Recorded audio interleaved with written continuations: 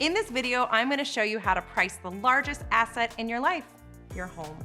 My name is Julie Boyadjian with Pacific Sotheby's International Realty, and today I'm going to be sharing with you a little about what goes into pricing a home. In the last video, we talked about location being a factor. Can you guess what the second item on the list is?